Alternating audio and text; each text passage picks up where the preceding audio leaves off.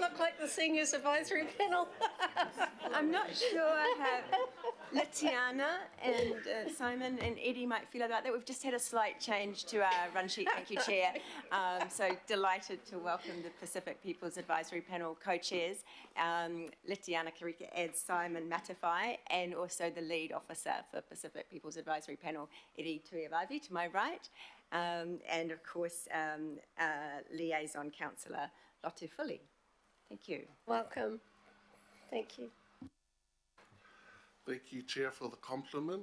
E ngā mana, i ngā reo ngā hau e whā, tēnā koutou katoa toa, Your Worship, and Madam Chair, and of course Councillor Ferry, Councillor Fully, our lead, and of course Victoria, whionga ia taito, High Chief, lau whionga Whiripaina, pa ia whata whāle malu, tu lono tō pa ia sāp whai ngār, whontanga le pule anga ale tātou aitere nei au kilani, Talofa lava, warm Pacific greetings. It is warm today because the Pacific People's Advisory Panel are here with you. And we bring greetings also from Tuvalu. Everyone say talofa? Talofa from Tuvalu Language Week as we celebrate our beautiful community, Tuvalu. So thank you for having us. My name is Seomanu Simon Matawhai. And the beautiful next to me, my co-chair, I'll hand it over to her from beautiful island of Iti, Fiji. Nisa Mbolivanaka, kia ora koutou, ko Litiana tōku ingoa. Lovely to be here and thank you for the opportunity. And we are very delighted and very happy to be here with you to share our top 3 priorities for the Pacific People's Advisory Panel this term.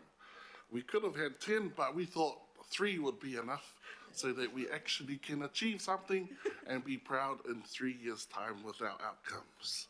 Firstly, climate justice, adaptation, and community resilience. We don't need to have a scientific debate. They have already identified that Antarctica is missing 9 New Zealands. So science is already dictating and proving to us every day that climate change is real. For us, Pacifica, we are the least contributing to climate change, but yet the most impacted. Most impacted Pacifica. Tāmaki Makaurau, Aukilani, largest Pacific city in the world. This is the Pacific Centre, the epicenter, where all Polynesia, Melanesia, Micronesia look to as the older brother or the bigger sister, what have you. We need to be the leaders to look after, like if you have siblings, little siblings, if you have a cute little brother or sister, we must look out for them, our Pacifica, like as we celebrate Tuvalu, Kiribati, and those most vulnerable islands right now, who are becoming climate migrants, of course. Climate change is very, very real. And for us in Tāmaki Makaurau, are we ready for the next flood event? For us Pacifica, from a Pacifica lens, I don't even think we have a first aid kit or a plan, or are we resilient enough, have enough resources for our families in South Auckland or West Auckland when another Gabriel comes around or another January 27. We would love to promote proactiveness, please, rather than reactiveness. We have many learnings also from COVID-19. What worked there for the Pacifica was more interactive, more grassroots mobilization, where we worked with the community and where we translated everything in all our diverse languages so that multi-generations were all on the same page and that the messaging was clear and coherent. We too would love to partner with Auckland Council in the resilience of our community for climate change when it happens, because it's here and it's not going away, and we only have one planet, so we must do what we can in order to mitigate and of course adapt. Secondly, civic engagement, participation, and democracy. We are very blessed to have Councillor Whiripaina. He is the man. He is the one councillor that gets up from his seat and warmly welcomes us into the hui. He's always been like that from the beginning. And of course, Le Sungai Alotu Furi, first female Pacifica councillor for Manukau. She is former chair, of course, o Tāra Papatoetoe in the whare. And we also recognise Josephine Bartley, also recognise my councillor, Karen Leone from the Faux, Best in the West. And we also recognise the diversity now in our governing body. Civic engagement, participation, especially of the next generation in our schools, mobilising them to think ahead and to think bigger, and also to adapt to the system we have here in New Zealand, because we have a cultural system different anthropologically in terms of our Matai system, our church system, our faith system, social system, and our own cultures. But when we understand local government, that we don't get this election and the local body election mixed up, that's when the true change will happen, when we see true diversity. And it might put us demographic boards out of a job.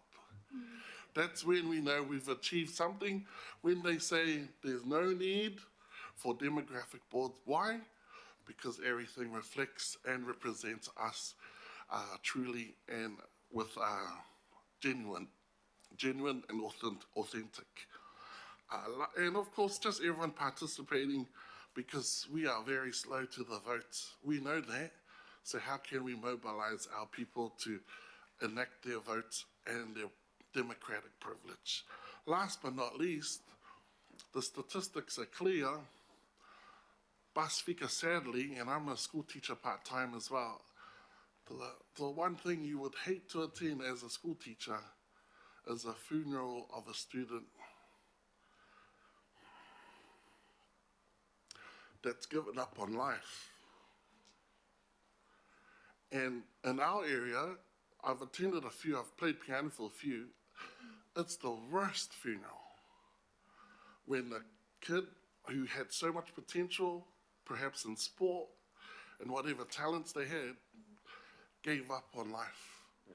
That's the true reality on the ground for our community. We have the highest suicide rate in the OECD, especially for Pasifika and Māori. Why are they giving up? What can we do? Because it's a holistic approach.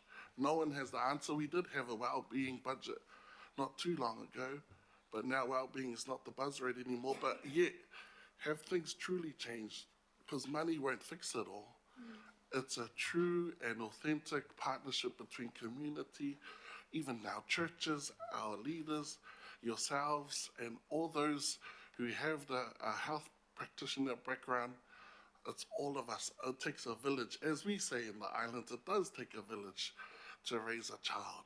And so we would love to see those statistics turn around, because we as a council made deliberate actions towards mitigating and helping this very true and very real issue. These are three of the main big ones. We have many more on our shopping list, but we left it at home. We thought we'll come submit three and seek any feedback. And we do like also the vision by the mayor as well. And we loved our session with the mayor, his worship and his plan.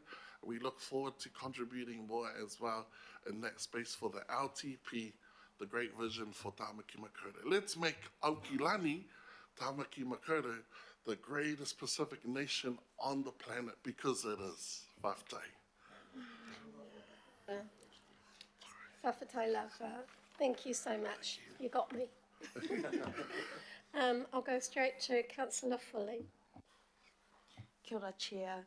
Talofa lava, ma'aloi lelei, warm Pasifika greetings, pula vinaka to you all as well. And thank you so much, Seo Manu, and the whole advisory panel for the work that you've put into putting your priorities forward for us. And I know from the conversations we've had as a group that there are many, many issues that are confronting for you, and that you are wanting to bring to us as a governing body to address.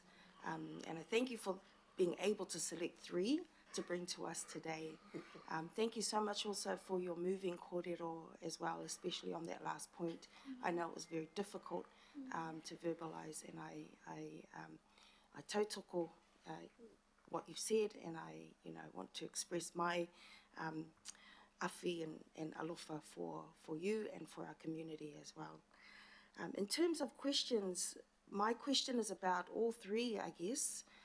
How can we, as a governing body, engage better with you as a panel and with our community, our Pasifika community, in order to do the things that you've asked us to do in terms of climate justice, in order to hear from our community about what works best for them in that space.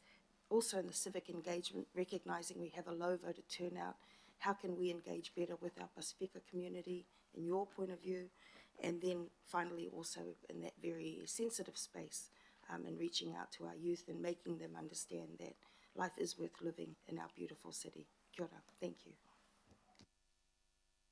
Thank you for the question. We're not as eloquent, I don't think, as the Youth Advisory Panel. Oh my goodness. Truthfully, we're still working out exactly how we think we can influence. We see a couple of mechanisms. One is through our cross-panel working groups and utilising that cross-pollination of experience and networks. I think on networks is we see an opportunity for our panel members to utilise the networks that we have and the skills that we bring, the experience we bring to connect with community on these issues, and that's a really important part of what we see as our role in this term, is bringing community into these conversations. Anything else? I just wanted to add the vinaka wakarevu. One size doesn't fit all, especially me, I'm size 14. So what I mean is, if it's not getting them out to vote right now, it's not working. So what I noticed during the, especially vaccination, where we were very involved, instead of the vaccine coming to them, instead of them coming to the vaccine rather, we took the vaccine to the community. At the community centres, at the churches, at those big events, and you were there, of course, and Filipaina, and we drew out a lot of people, 7,000, thousands upon thousands of people. Likewise approach, they won't come to the town hall because of the car park, everything like this, and the traffic, 2 hours, but if we go to them, especially in the beautiful South Auckland, and of course West where it's best, Councillor Henderson, we come out to the community. So it's really adapting our process to what fits us, and then also it won't be the same for the other demographics as well. And so, for example, I loved what Barry said, he's one of the chairs. He said, until there's a playground where even disabled kids can access, that's when we know we've covered all the scope. And what we've come here today to remind our governing body, our illustrious elected members, is that we voted for you. And soon you'll be asking for us to vote for you again. And so in that sense, we're here to remind you of the community perspective. Thank you. Thank you. Malo Pito. Thank you, Chair. Councillor Leone online. Oh, kia ora. Thank you so much for the presentation. And I'm always just want to acknowledge the close relationship that Māori have with our Polynesian brothers and sisters, and the very key issues that you've raised today, especially around suicide, is always very close to my heart. My question was really around similar to the lines of what Councillor Fully has asked. But I'm aware that as council, we're always, our primary mahi is always around infrastructure and putting in the roads and things like that, and hasn't, always been around well-being, which is some of the whakaaro that you've raised today. I just wanted to ask, have you got any recommendations around how we could be working with central government better going forward to address some of these key issues that you've raised? Kia ora. So I think in response, thank you for your question. In response to that, I'd say that there's a couple of things that we've been thinking about in relation to our influence on mental health and what council can do. One is the enabling conditions around mental health, and so I think that goes to the core services and the core role of council, and it's about how we can feed in that element of to consider in those core services and core infrastructure. The other thing is, I've sort of just lost my train of thought. Sorry, give me 1 second.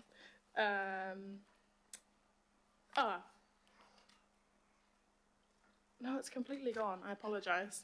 It's gone completely. That's fine. Take your time. We'll be back shortly with Tiana's.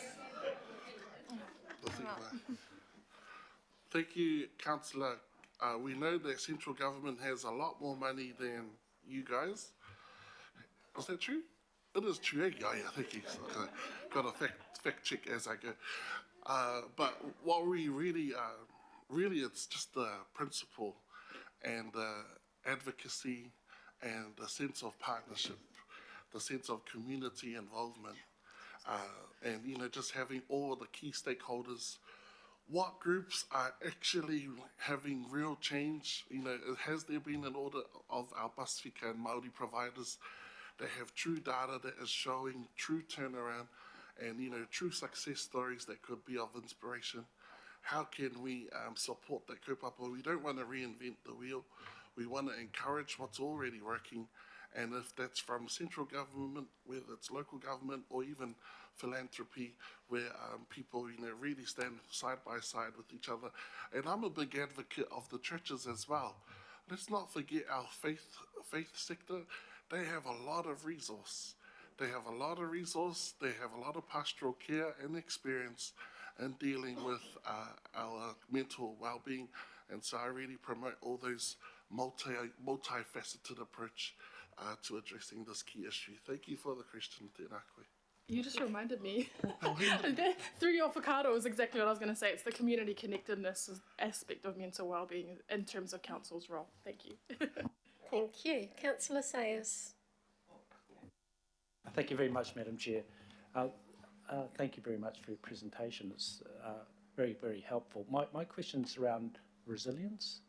I'm just trying to understand, is there anything that Pacifica back home might do in differently in the way that they prepare or ask a household to prepare for an emergency compared to the way that we're doing it in Auckland? Or are we doing it okay in Auckland? And I guess I'm really talking about using the infrastructure and the church groups or the mātai systems or anything like that. Is anything that we could be doing from that, what's used back home, is that model to be incorporated into ours or not? I might as well go because I love visiting Samoa. Most welcome, Councillor, to visit Taito's village. But yes, what I see is a dichotomy of council and then community. And in Samoa, it's very community-based in terms of the village setup and the high chiefs and the chief system. And the communication is very clear. I think it's more instant than the Twitter, or it's X now. So it's more, very clear messaging. And so they've also adapted, like, for example, my personal experience dealing with the community through radio. When January 27 happened, it was like a brand new event to Auckland because we're not used to these sort of tropical events. In Samoa, tsunami, you know, we're used to it. We're used to cyclones, so we build inland more.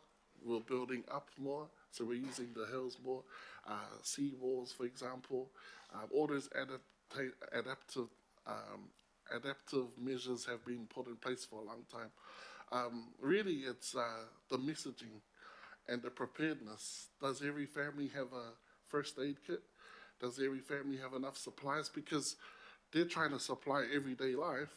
How would I save some extra water, toilet paper, and other extra food on the side if I can barely feed the family Monday to Sunday? So it's like, how can we provide the extra resource so when it does happen, doesn't catch us by surprise, but we're ready? Yeah.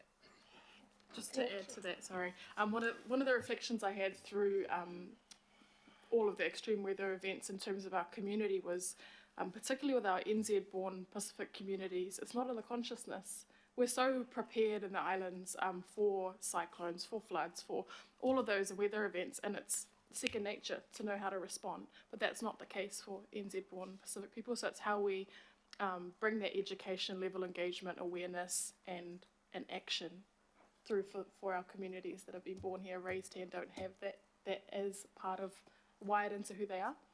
Yeah. Last question, Councillor Filipaina. Polivinaka Litiana, Malo Sui Fua, Loa Fionga, Siumanu, Taito, and Tina Koe Victoria. My very quick question, and it comes through from Councillor Leone, is 1 and 2 of your 3 that you've put in front of us. We're doing the mahi, we're doing the work around that. What are 2 things that Auckland Council can do in regards to your 3rd one? What are the 2 things that Auckland Council can do? Because I know that there has been an issue and continues to be an issue in the area that Councillor Watson and Councillor Walker live. And that's been an issue around that 3rd one. So you understand the OECD.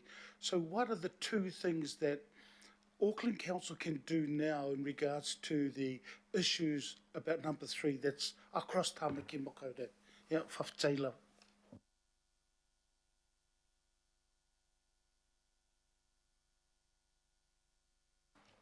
Thank you very much, Al, for helping us fast forward our thinking before consulting our peers. But just to give you a fast forward answer, our bottom line today is the community. Keeping the main thing, and our community connection, our community. You see, we kind of lost the sense of community during COVID because of our 2 meters of separation and social distancing. Now we need to come together again and return back to the everyday or our life values of community and ainga and whānau. My suggestion is just from what you're saying, and I don't think there's a specific place for. We do have leva, and I acknowledge leva. We do have wakatautua. I do acknowledge wakatautua. But is there a Auckland multicultural, multi-service area for anyone just to pop in if they feel like they're on that verge? You know, is there a place or centre? Because would our Asian and ethnic groups, for example, come to the wakatautua, very tailored to our own. But is there a general place where there's no shame and whakamā? What I've read that one thing is for us, especially men, is that we won't open up because we're tough and strong and our masculinity. But you know, it's actually providing that sort of neutral space for our city, for people to come together. And that could be a drop-in centre, that could be an online service or a phone service. I do acknowledge all the good work of Lifeline and, you know, Youth Line and Prayer Line, all those great services, but this is definitely the start of further discussion, and we will further investigate this for you and provide you with a comprehensive report that we will attach to the next meeting. Thank you, Madam Chair. Tai lava, whaftai whafsina. Pawhawhatai, for your moving presentation to us, and again, really comprehensive answers which ground us back in community and people. Thank you for that. You have the right person sitting next to you for participatory democracy and consultation, and we look forward to seeing you next time. Thank you. Thank you, Madam Chair. Whaftai lava.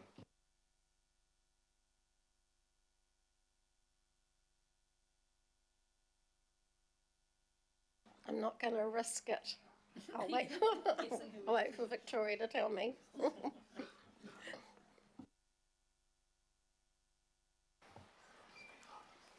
Kia ora, thank you, Chair. We're now joined by Dr. Claire Dale, who's the co-chair of the Seniors Advisory Panel, and also online Professor Edwina Pio, who's joining us, I believe, from the Netherlands, could be Iceland. Edwina's been on the move. And I'm also joined to my right with for the co-leads officers for the Seniors Advisory Panel, John Nash from Local Board Services and Catherine Hickling, who's with Legal. And Councillor Ferry does double duty. She's Chief Liaison Councillor, but she's also Liaison Councillor for the Seniors Advisory Panel. Thank you. Welcome. Tēnā koutou. Thank you for this opportunity. An overarching priority, which is age-friendly Auckland, and we'll speak to that.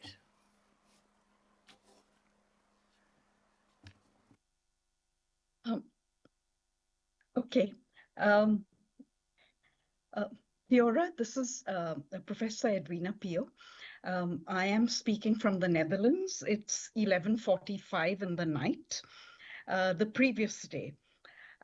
Auckland, a beautiful, thriving and safe place to live, as detailed in a very recent document, thanks to the Mahi of His Worship and our esteemed councillors. I want to acknowledge our expert principal advisor, Victoria Wicks Brown, also John Nash and Catherine, and my fabulous fellow co-chairs. For He Waka Eka Noa, we are all in this together. Few issues are more universal than age, and creating an age-friendly Auckland that eschews ableism and ageism with a mindset of providing opportunities, a laudable but moving target. 12% of the Auckland population is over 65 years and growing, like His Worship and many of us here today. 10% cannot speak English, but many can speak multiple languages, like some of us here today. And 44% are born overseas, like me and many of you here. And we all want to be respected and able to stay connective, active, and engaged. Our Seniors Advisory Panel's strategic priorities focus on 5 areas in a living, dynamic document. As my co-chair Claire mentioned, the overarching priority of our panel is working to implement an age-friendly Auckland as part of joining the World Health Organization's global network of age-friendly cities. 2 panel members from our Seniors Advisory Panel, Leigh Featherston and myself, Edwina Pio, have been nominated to be part of the core group of Te Ropu Whakamana Ki Te Ao, the age-friendly Auckland Implementation Group. We will work closely to advance and implement the various domains in this implementation group with Joanna Maskell and her team. Happily, 54% of older people are healthy, have livable housing, financial security, and good social connections. But 33% experience vulnerability. And like the previous co-chairs mentioned, these tend to be Pacific peoples, Maori and Asians. It is important to note that Auckland has the highest percentage of Pacific, Asian, Middle Eastern, Latin American peoples, and this could almost double from an estimated 20% in Auckland in 2023 to 44% in 2043. Hence our overarching priority of an age-friendly Auckland.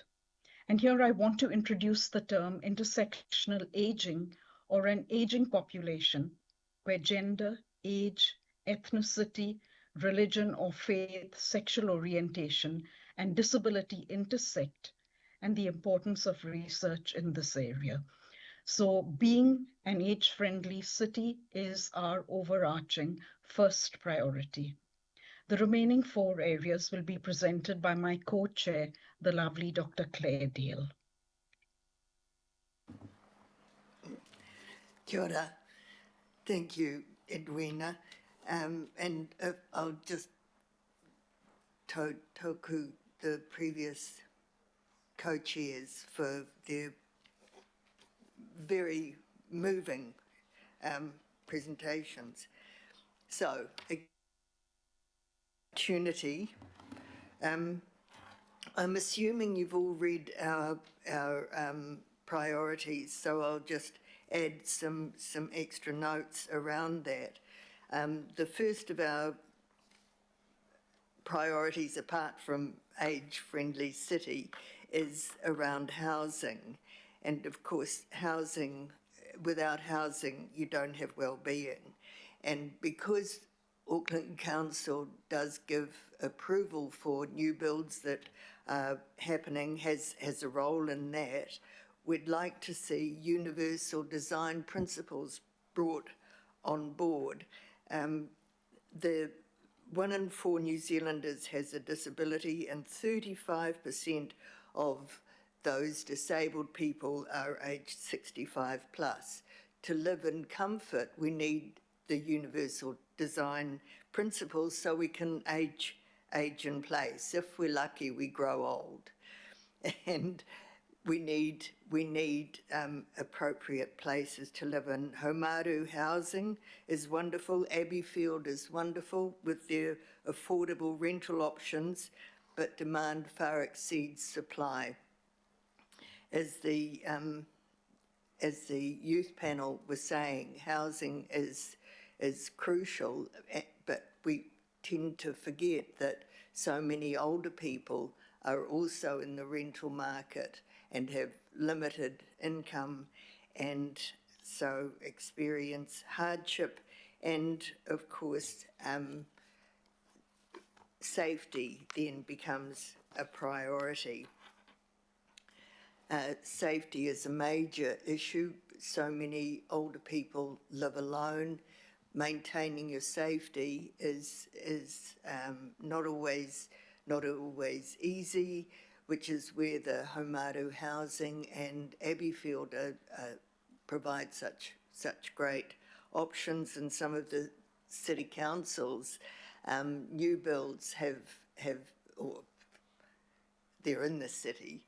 Whether or not the city council's been involved in building them is I'm not sure of, but the city missions housing and the huge build on Grey Street are wonderful opportunities and provide a safe option. In the outlying areas in different localities with the early style of pensioner housing, what has happened often is that the pensioners are targeted. So perhaps CCTV could be provided to add to the safety. Next priority is access to services. Digital support services are critical. We are living now, to our surprise, in an age where banks hardly exist. Everything has to be done online, and in order to do that, you need the skills, but you also need access to the technology, and this is where our local libraries are providing a huge service with both training and the tools. Access to the tools has to be wider than just the libraries, and ability to use the tools is absolutely critical for survival. Also, access to services comes down to things like allocation of senior and disability parking at the council offices, at libraries, at supermarkets. So that's something that the council can insist on. And finally, transport.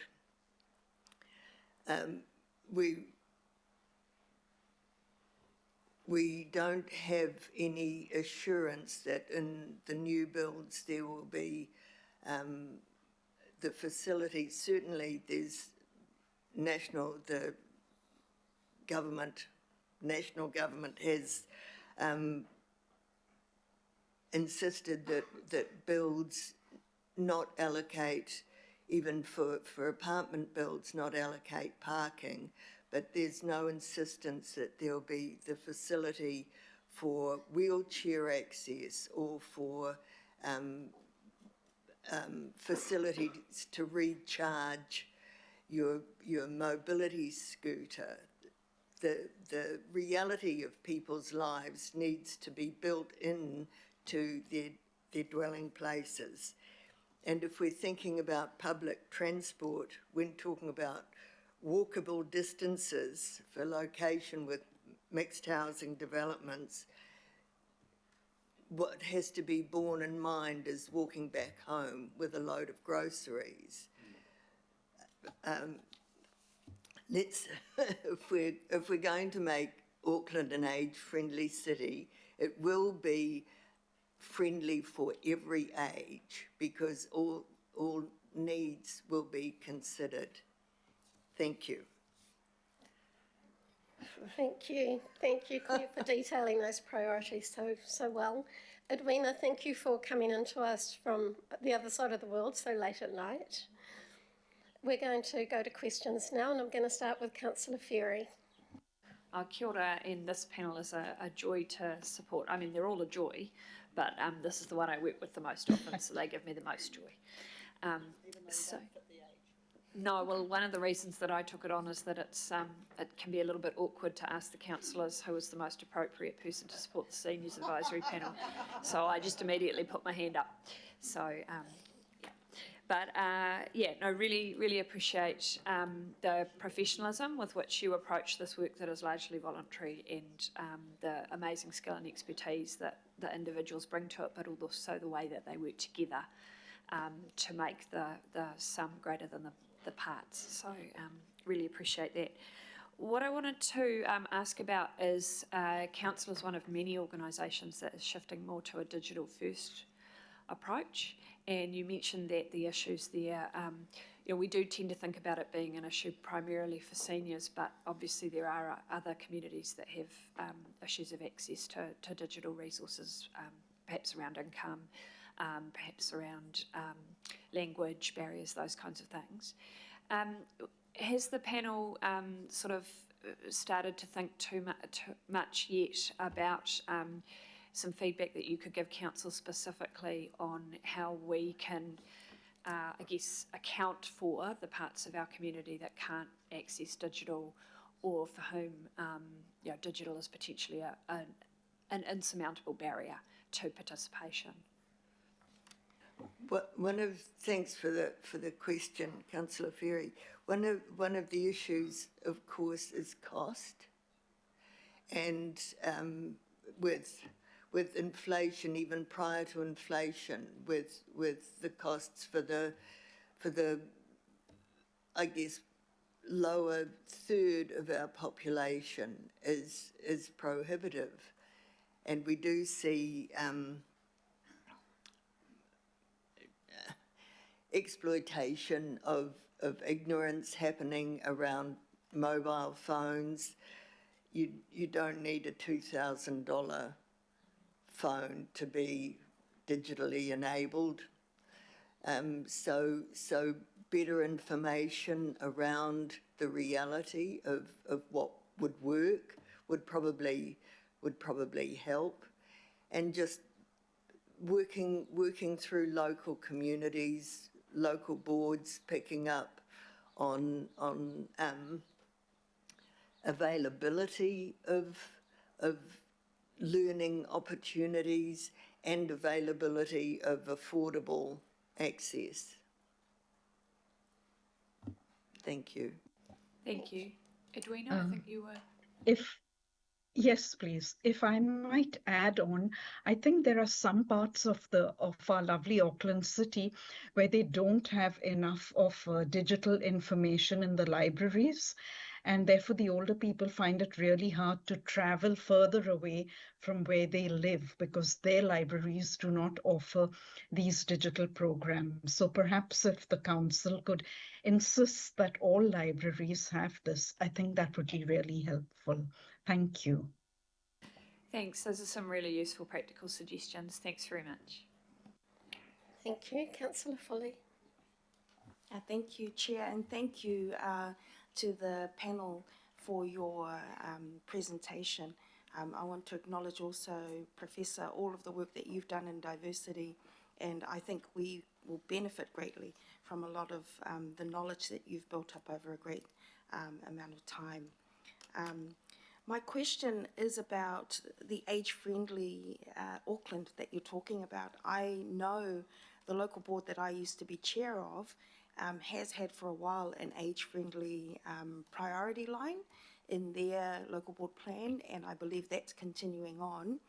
I wonder if you've had a look at some of the work they're doing there, and if you think that that's good to roll out across the whole of Auckland, if that's part of your thinking. And as part of that, as well as unpacking that digital equity space, which is included, I think now the local board, it was part of the age-friendly priority because that was something that came up during COVID. When COVID hit, our seniors were one of the most affected when everything went online and when everything shut down, especially our seniors in our haumāori housing. When the staff went home to look after themselves, they were suddenly left with this huge wide gap in terms of everything going online and being digital, and them not having the capacity to bridge that gap.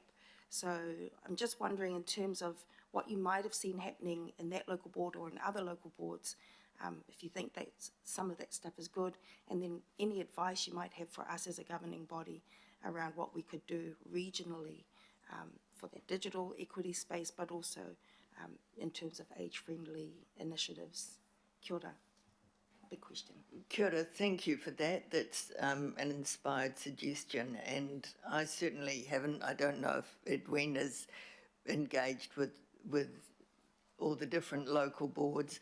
I know I haven't, and I now will. Thank you. I think I'm on the same page as Claire. We haven't engaged with the local boards, but I think Joanna Maskell and her team have brought out a wonderful report on the current status of age-friendly Auckland and what they are doing. And I think there's much learning to be had from there, but also the fact that Pacifica Maori, Asian, Middle Eastern, Latin American, and African peoples continue to be the most vulnerable. And I think those are areas that really need to be addressed with, as was mentioned earlier, a deliberate democracy practice and mechanisms across cross-functional panels. Because I think then we will really reach the vulnerabilities and be able to diffuse some of those vulnerabilities. Thank you for the question. Kia ora. Thank you. If I can just add, I know digital access is obviously a part of the age-friendly Auckland plan, so there will be, and Joanna's giving the annual report, or the first annual report, I think it is, for the age-friendly Auckland plan later today. But definitely, I think it would be something, investigating what the local boards are doing would be really, really valuable for us too. Thank you. Kia ora. Thank you. Thank you, Chair. Our last question is Councillor Sayers. Thank you, Madam Chair. My question, this is the value of you coming and talking to us, because it prompted a thinking in my mind or a thought when you talked about mobility scooters and being able to recharge them. Obviously, you know, they're battery operated and they run down. So I was, you know, and I thought, well, do you just plug it into an electric outlet? And I thought, well, with cars, you need a special adapter, and they probably don't carry those with them. So do you know, in terms of charging an electric mobility scooter, does that require specific equipment to be carried by our facilities, and how do we cater for that in a better way? Because just because you mentioned that it's a necessity and something to think about. My understanding is the issue around it is the mobilities, you need a public place to charge it. If I'm thinking of an apartment, right? You can't, unless the corridors are wide enough, you can't take the mobility scooter inside. So you need an external plug available to recharge it. Thank you. Sorry, it's Councillor. Barry here. Can I just add to that? That also you need to have the scooter in a safe place if you're in a complex, so it can be parked so no one can steal it. And believe me, people steal them.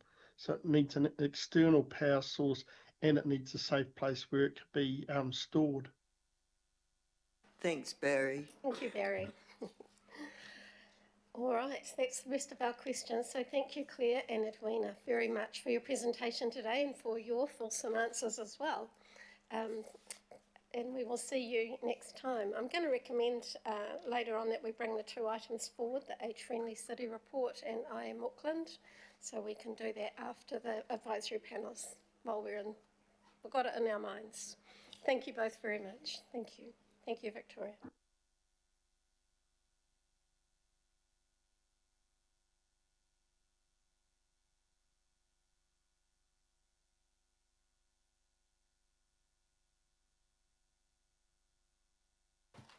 Kia ora. I'd now like to introduce Josh Martin, who's the co-chair of the Rainbow Communities Advisory Panel.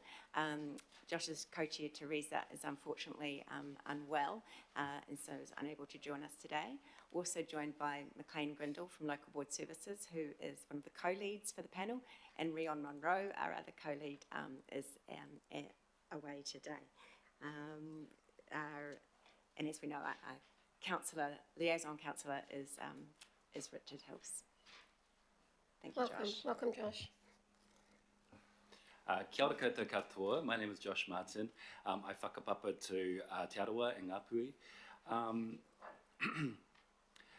And I feel like I overdressed for the meeting a little bit. I thought that everyone was going to be in suits. Anyway, you know, I woke up like this, here I am. I am not a seasoned politician. I am not someone who sits in these kind of hui very often. My background is in community. My background is in the development of community. And so I will be banging on that drum all day. So if I say the word community so many times, you'll know that it's because it's something that I'm really passionate about. My history is really around building and developing the hip-hop dance community from about 2004 for about 20 years now. I'm no longer in that industry, and that's because even though my heart says yes, my knees say click, and they will not dance anymore. So, yeah. So anyway, so after this, I think I'll be joining the seniors panel.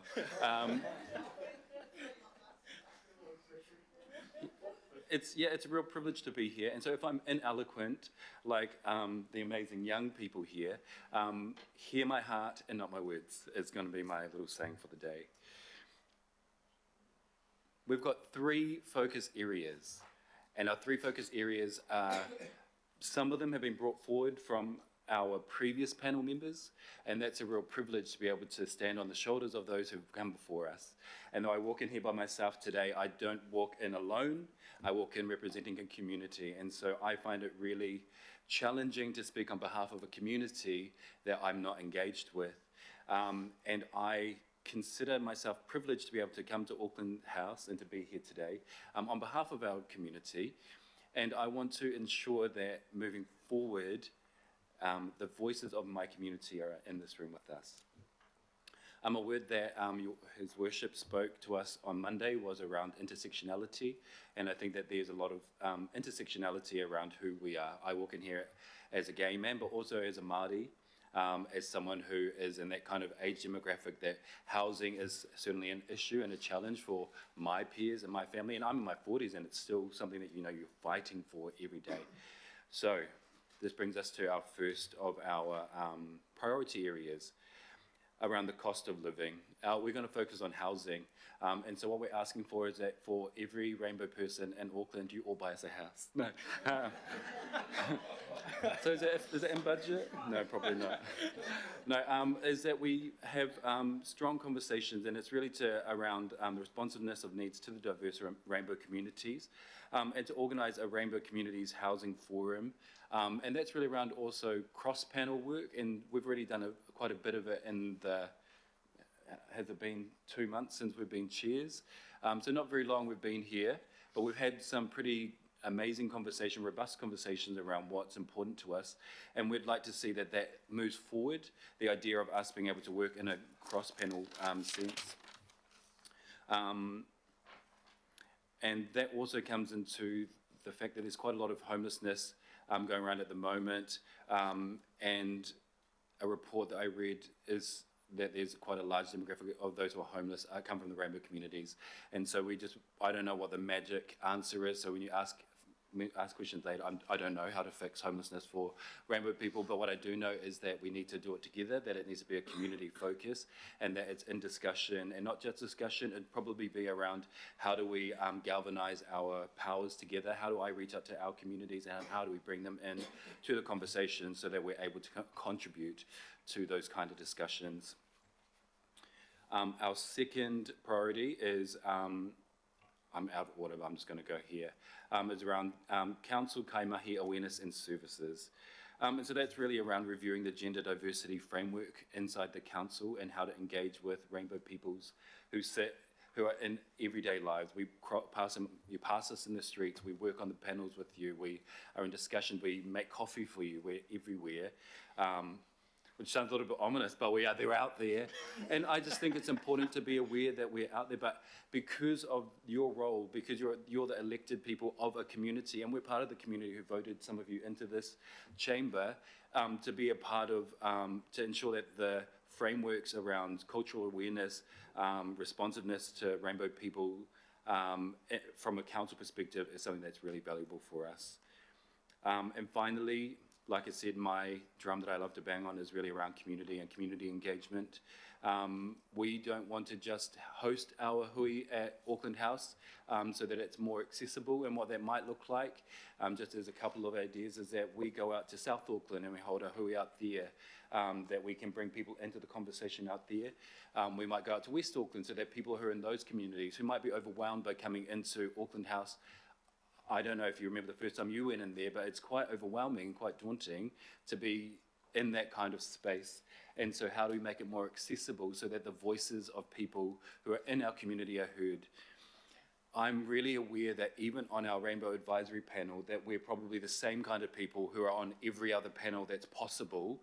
And so it becomes a little bit like an echo chamber. And as a panel, we've decided that we don't want it to just be the same voices ringing in the ears of each other, but that we go out and we encourage kōrero from inside the community. How do we bring in those who live with HIV? How do we bring in conversation from those who are the homeless rainbow people? How do we get to them?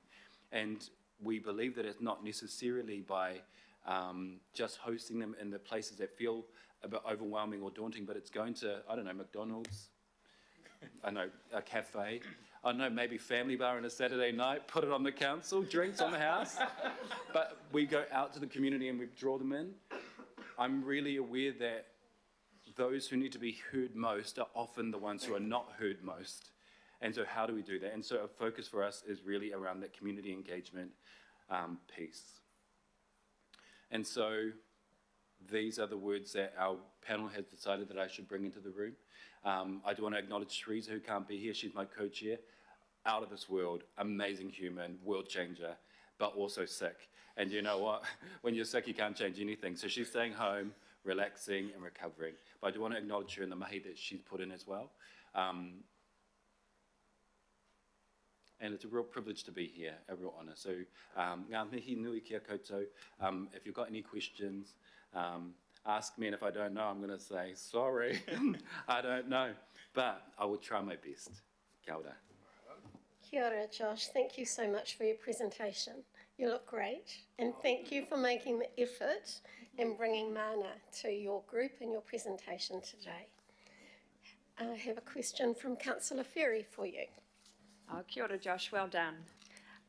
So my question was, in that housing space, one of the things you mentioned about the homelessness, often for rangatahi, for youth in particular, and we know that some of that's about that experience of potentially coming out to the people you are living with and that not necessarily going very well and the acceptance there. And my understanding is that there's also potentially an issue in the senior space where some retirement complexes are not necessarily, people end up having to sort of go back in the closet.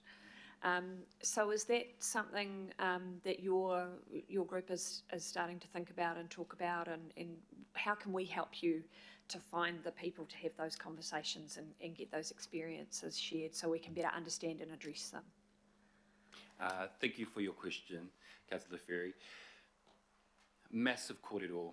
What is happening in our panel discussions are wide and varied and overwhelming, and I think that you would all know, and I don't know, maybe you hear rainbow people talk quite often and you get tired of hearing the same thing being said over and over again, but they're the same kind of discussions that happen inside of our room. So there are people who, as a result of their parents who are not supportive of their sexualities, that they're then kicked out of home. And when you're a young person and that happens, what do you do? If I were kicked out of home tonight, what would I do? I don't know. But I've at least got money to facilitate that. What do young people do? And we're not sure. We've got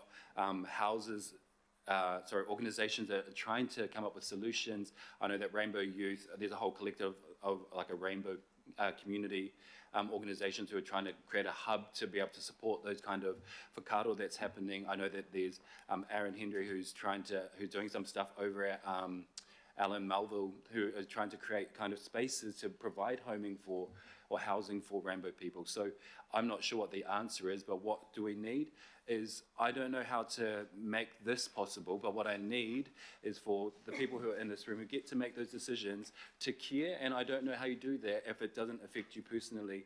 And I walked in here today as just a person off the street, really, who saw value in the importance of being on a panel. But it matters to me to be in there and to be a voice. But I don't know how to make you empathize and to sit in my seat and to sit in my body to feel excluded and unimportant and unvaluable.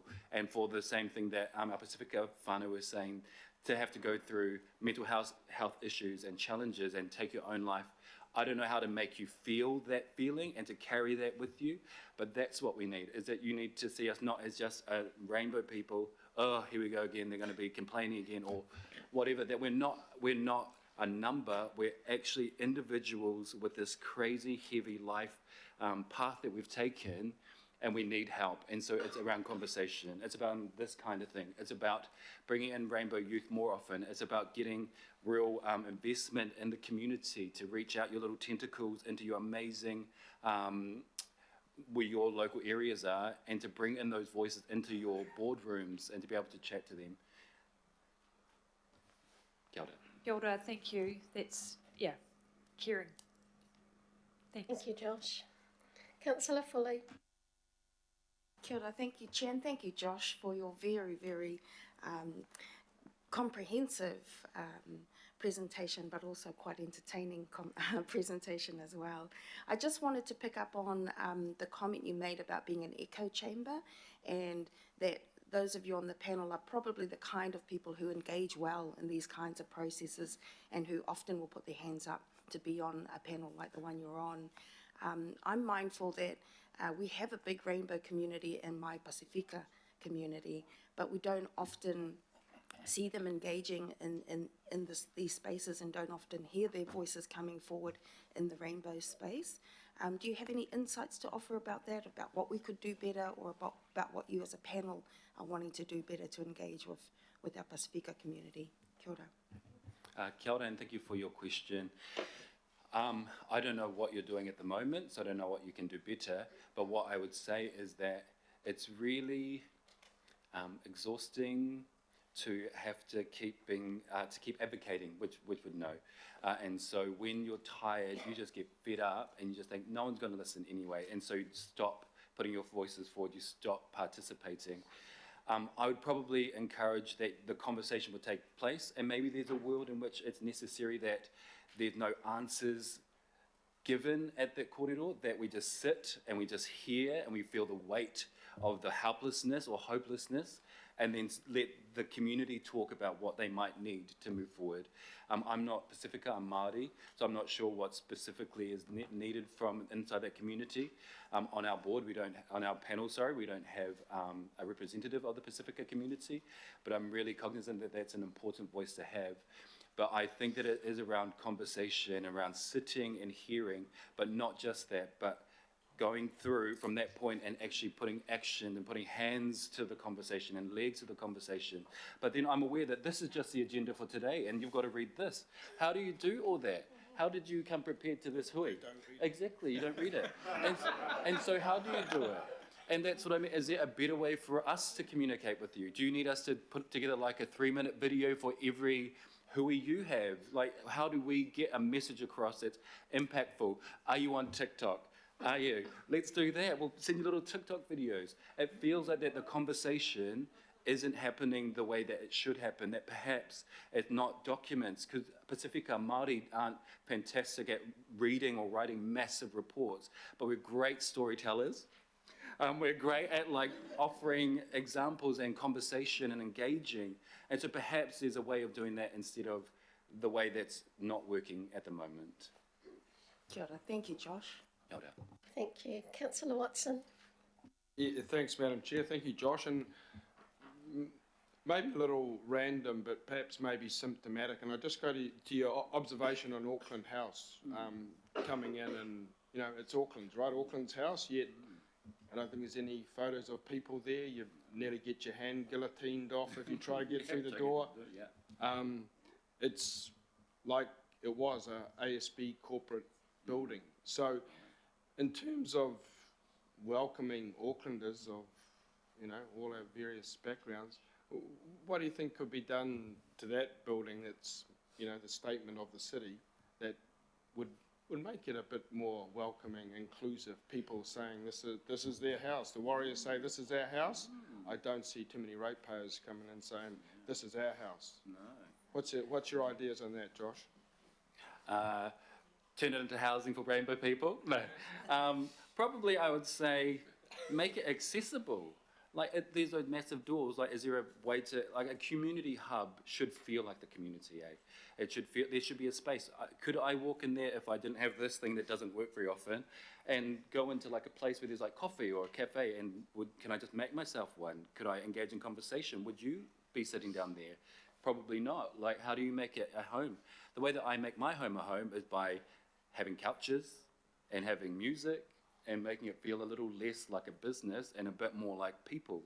And I think perhaps the encouragement would be that you, if you want to welcome people in, make it like a home. It's called a house, but it's not, you know, like when I go there, I'm like, oh, sign in, tap that, and it doesn't work. And so then I'm like, oh, I promise I'm meant to be here, you know, and I'm supposed to be there. How do you bring people in? You make it home. You make them feel valuable. When they walk in, you say, kia ora, welcome. I think it's just the basics of humanity. You see a person, acknowledge a person, and you say, come on in. Kia ora. Last question, Councillor Sayers. Thank you, Madam Chair. Thanks, Josh. Thanks for the sprinkling of humour through your presentation as well. Look, mate, I'm going to just perhaps ask you if you could gauge how well, as an organisation, so we're governors looking after this Auckland Council body or being, right? How well do you think your rainbow community would rate us? Are we doing, in terms of our inclusiveness, how we're perceived, right, in the community? Or are we a 1 to 10? You know, have you got an average, good, bad? You know, how are we doing? Kia ora, thank you for the question. Is it what you're supposed to say every time? Just assume I'm saying thank you. On a scale from horse to unicorn, closer to horse. And I suppose that you're like, what do? You know, are you doing a good job? I mean, you know the answer. I feel like that it's quite often that we're tick boxes that you're like, okay, we've spoken to them now, we've heard their voices, you know, they get to play Beyonce on the weekend, but like, how do we get our voices and how do we make it an impactful moment rather than just, hey, look, we've got them there. And I don't know how to do that, but I would say, in answer to your question, not fantastic, but you do have a Rainbow Advisory Board, which looks amazing on paper. And like on this paper, that's a lot of paper, but you want people to see you and see the value in it. So amplify. You get an opportunity, every opportunity you get to bang on a drum, to be in the public.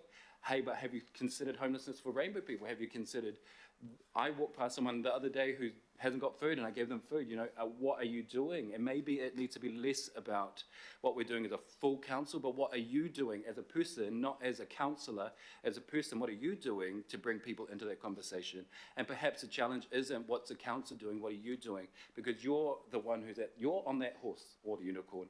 You're the one who gets to call people in, and if you're setting that example in your real life, that trickles down and that brings people in. And again, it's about inviting people into the conversation, and you can't fake caring. You can't fake seeing importance in people. And if you care, if you really care, and if you know you care, that's going to make an impact. And right now, it's not making an impact. Kia ora. Josh, thank you so much for your presentation and for your answers, most of all for your honesty. That's really, really appreciated, because sometimes we don't always get that honesty that we need to hear. I look forward to seeing you around the traps and the next time you come back to us. Thank you so much.